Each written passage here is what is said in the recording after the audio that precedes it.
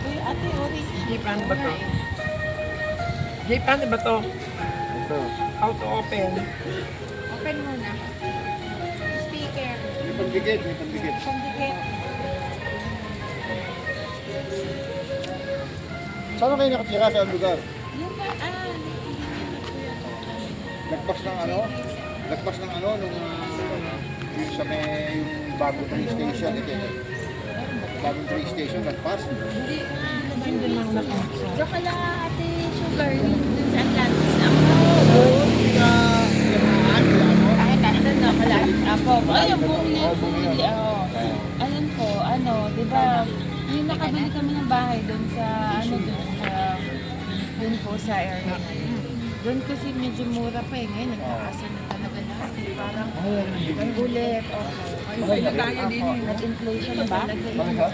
Pwede dito mauna pumasok.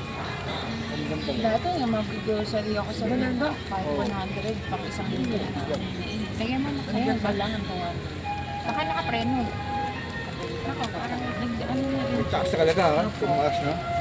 Siyempre hindi naman nararamdaman kasi ang nakakaramdam lang nun yung mga talaga sobrang baba ng sweldo Oo, na ano, oo. 3,000, 2,000, Oo, yun. magbabayad pa ng Oo, ng bahay. accommodation. Ako talaga. ma'am. Pelikula. Kumbaga siyempre pagka mga between mga 10 to 20, hindi masyado ramdam rin. Yes.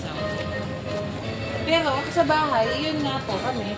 Dati, ang binabayaran na namin monthly, 3,000, hindi naman living na kasi Oo. nag-one bedroom kami. Oo. Kaya yun, kaya naisip namin, kung mag-buy ka man 5,000, tapos hindi naman sa amin yung bahay, hindi mag-loan na lang.